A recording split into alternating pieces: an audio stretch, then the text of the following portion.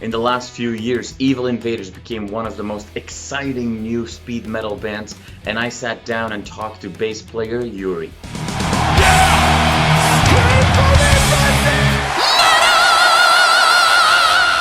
Hey everyone, I'm Belgian Jasper, and today I got to talk to EVIL Invaders. Trapped inside, and this morning was totally losing my mind. No trust, no guide, no one to help me through this little illness inside. The latest single that EVIL Invaders released, it was Broken Dreams in Isolation. That would have been the perfect title for 2020. How is the band dealing with 2020 and all the limitations that this pandemic is causing the band? This pandemic has been hard for everyone in the music industry. Not only the artists, but also the lighting engineer, the sound engineers, everyone.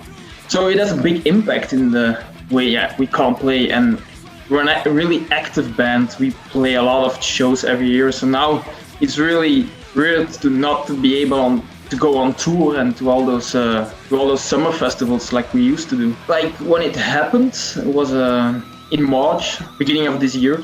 And we were actually doing our headline tour in Germany, in Berlin. That we suddenly, we were ready. We sound checked. We were ready to play, and in half an hour the doors would open, and all of a sudden they came to us and say like, we have to cancel it because the government just decided that every gig is now cancelled. We didn't know what it was because we were on tour, and if you're on tour, you're not really into the reality of everything because you're like on the road, you don't notice things like you do when you're back at home. In the end, it was pretty serious, and we actually didn't really notice it was that serious until we got back home, and then we saw the impact, and then we're like, okay, good that we canceled those last shows because it was too dangerous. Because in a metal show everyone is close to each other. There's no social distancing. Sweat. There's no social distancing at all at the metal show, so it would be not cool to finish that tour off with the situation of Corona.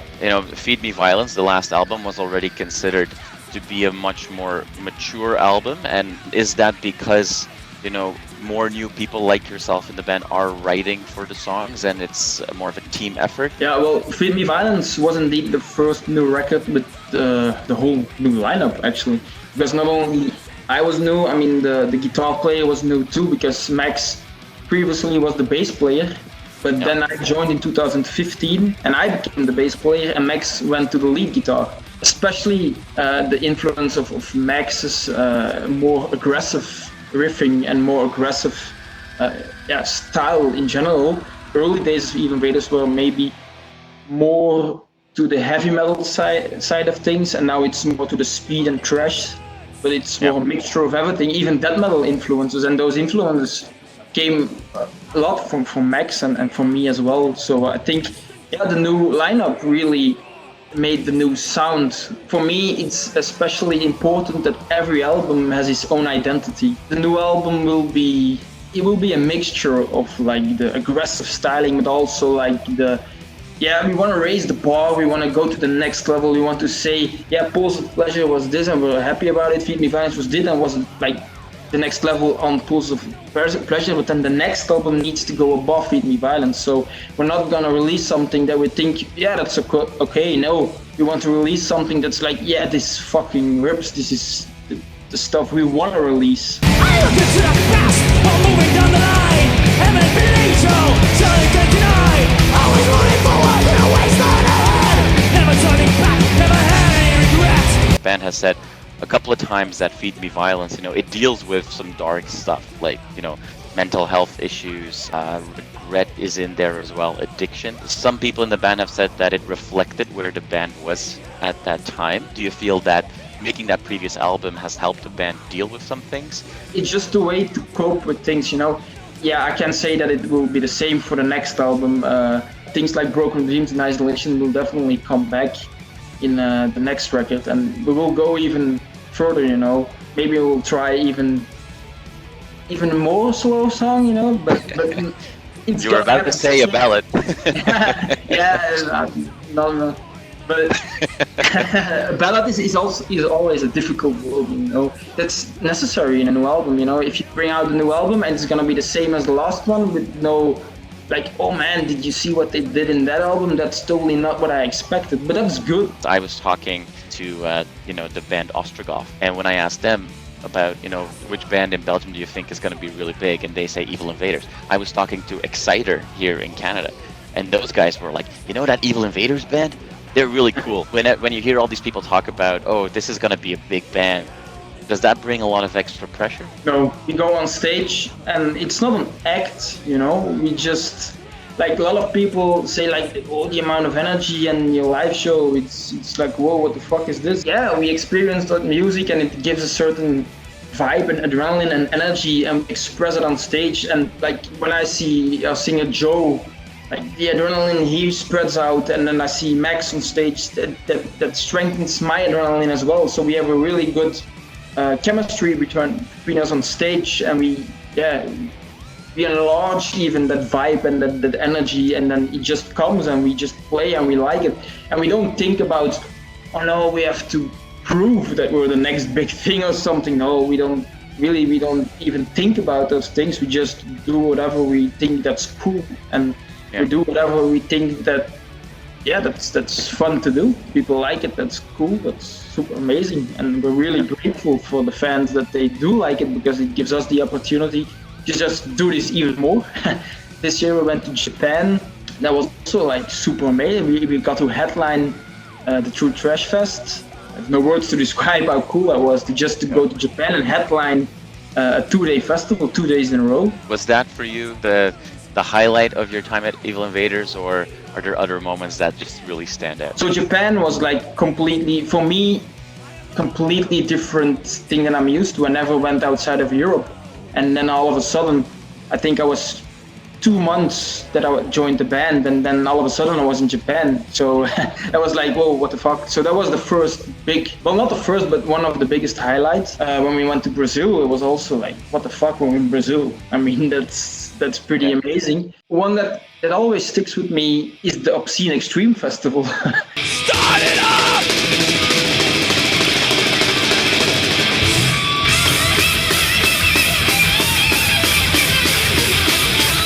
That was like total insanity. I mean, those people were all dressed up, like, grindcore fans. What shook me was they knew us, they sang along with all our songs, even on the grindcore festival. They were even like on stage swinging their dicks around. I mean, that's pretty, like, what the fuck is this? But that's like total insanity. And the same goes for Russia. Those people are like also completely insane, but like super dedicated.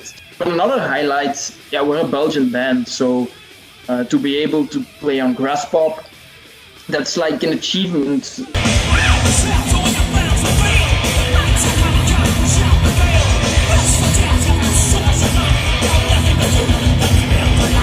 I remember the first time I played grass pop, it was the first gig for me in Belgium with EVIL Invaders. So I joined EVIL Invaders on the tour with Skullfist in 2015. Right after that tour, like 1 week I think after that tour, we played grass pop, and it was pretty early, but the tent was completely full. We just released Pulses of Pleasure. The European tour with Skullfist was amazing, but then all of a sudden you were at grass pop, and then a couple of years later we played the main stage on grass pop. That's something it's a highlight that you can't ever forget. It will be with me for the rest of my life. Well, I remember, when the band was looking for new members and they finally found you, that, Joe, the band leader, said, we need somebody that can really be 100% dedicated. And it sounds like your life completely changed over the last few years. How has that personal change for you been? My life changed drastically. I mean, before EVIL Invaders, I was playing in my own band that I started in 2007, I think. That was my first band. I was playing guitars for 2 years or so. I was 15 years old. And then I started the band, Crematory. Stay strong! You got my heart in your hand with dust. Together we make a stand. We actually did a lot of gigs every year, like I think around 50 a year or something, but it was only Belgium, and sometimes Germany, sometimes the Netherlands. then the frustrations came apparent. Like I said, we did a lot of shows, only Belgium, and we got stuck in a certain level. Other opportunities came. I mean, our singer for Preparatory is now the singer of Coronation, and they asked me for Evil Invaders. So we got our own, we went our own separate ways. And then since I got in Evil Invaders, all of a sudden, the thing I was pursuing with my previous band became reality. My life changed drastically in the way that it consumed 90% of my time all of a sudden. They asked me 1 month or 3 weeks before they went on a tour for 6 weeks. So I had 3 or 4 weeks to actually buy a bass guitar, because I didn't play bass guitar, I played electric guitar. But they knew me from, that's actually how I met Evil Invaders. We played a lot of shows together. I remember back in the day, my band was actually headlining above Evil Invaders, but then all of a sudden in 2013, Evil Invaders got the EP and the big hype, and then they rose to they became pretty big in a small amount of time. And then they asked me, hey dude, I volunteered to hey dudes, actually I'm up to playing bass. I never played bass, but I wanna learn it. Lost in space in a river of time, the raging wires current draws the line, gasping for air and rushing inside. But to be in a band, that's more than being a good musician. You have to stick with those 4 guys 24 hours a day, for weeks, and you can't just kill each other, you know. Yeah. You have to be good friends to be able to do this, and I think that's what really a lot of people underestimate of being in a band. But that's my life changed enormously in the way that I had to be ready to go on tour every moment. Even with that schedule, you still found the time to be involved with Brides of Lucifer. We alone are fighting for a medal that is true. We own the right to live the fight. We're here for all of you. Brides of Lucifer basically was a project where a world-renowned choir, Scala, with some famous Belgian musicians, made a metal meets classical project. How did you get involved in Brides of Lucifer? The person that taught me to play electrical guitar back when I was 12 years old, he was actually involved in Scala as a sound engineer, and they came up with the idea from, we want to take Scala to the metal approach, because a lot of the crew that was involved in Scala, they were all metalheads. Okay. There was a coincidence, I don't know why, but it was a coincidence. My guitar teacher back then, he always said, when he taught me guitar, but one day we will play a gig together. One day we'll be playing grass pop. He said it specifically, one day we'll play grass pop. And then 9 or 10 years later, he called me and I was like, hey, do you want to join a project? And our first show ever will be headlining grass pop in the Marquee. And I was like, oh yeah, that's cool. I didn't know what to expect from it, because if people say choir and metal covers, it's not you have will be cool, but actually I heard the recordings and I heard the ideas of the project, and I was really impressed by it. And then we did a lot of rehearsals, and I was like, dude, this is a lot of potential. You can recognize, of course, the cover, but it's not a direct thing. It's not only we play exactly the same and then a choir sings over it. No, it's completely revamped. It's a different version of those songs, and it really fits with the whole aesthetic and the sound of Brides of Lucifer. And I was really impressed by it. And when we played the show at Grass Pop, the people were apparently impressed by it as well. So that was really cool. It was a super cool experience. Yeah. There was also an album. Lots of great reviews. Obviously, it's one of those moments that in the mainstream media in Belgium, also all of a sudden there was a lot of attention for metal, for grass pop, for yourself, for your band, because this choir is a very well-known choir. Will this just be a one-time thing, or do you think it will someday come back? Actually, we never said it so. The way you're asking it, it's that it's finished, but it's not finished. We did the grass pop show, then we did the Ancien Belgique, the Locus Feest Alcatraz. Then we did 3 headline shows where I switched from bass to guitar again. And we did those shows, and they were all actually good. Like the reviews were good, good attendance. It's a project, it's not a band. I mean, Yeah. it's different than Evil Invaders in the sense that it's really on a large scale. So you have, logistically speaking, it's really difficult to have a venue with a big stage so that the capacity will be around 1,000 people, and to have that for every day of the week on a tour, logistically speaking, that's really difficult. And you have like 13 singers, you have the whole band, you have the crew. I mean, you would have to have almost 2 nightliners to just do one show. I think we will do more shows in the future. I don't know when. It's not like we're finished. We never said like, yeah, we're stopping. In my opinion, you can do a lot with the project. Were there any specific covers that you really liked a lot? Yeah, I like the fact that we played Our Father, Satan and Son from Behemoth.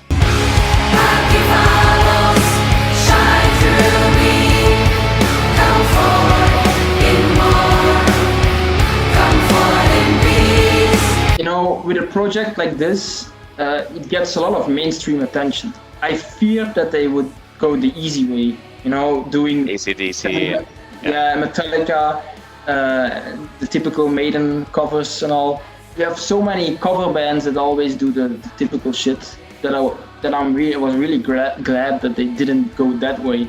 But the Behemoth cover really was for me the one that sticked out, because the whole, I don't know if you saw the show.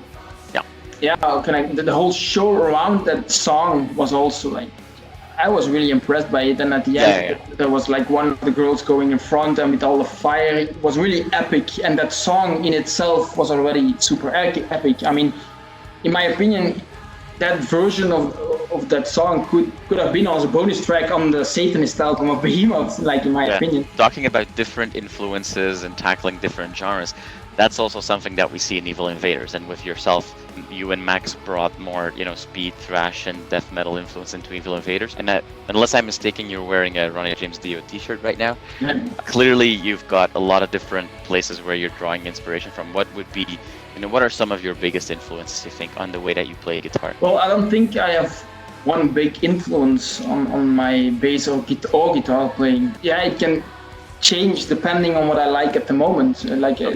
When you said like I'm wearing a Dio shirt, but I also listen to death metal, like Bloodbath is one of my favorite bands, or Opeth as well. But also, of course, Judas Priest, and I even listen to old school glam, like Firehouse or Dokken. I really like that too.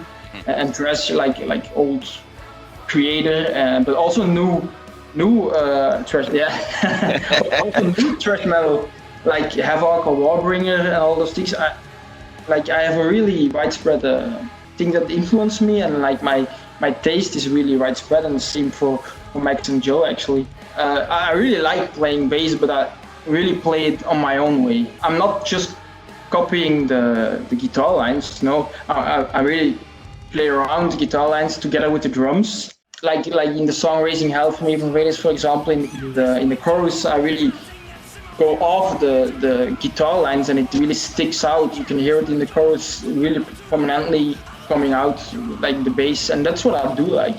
Raising hell on this power drive, the open road, a way of life.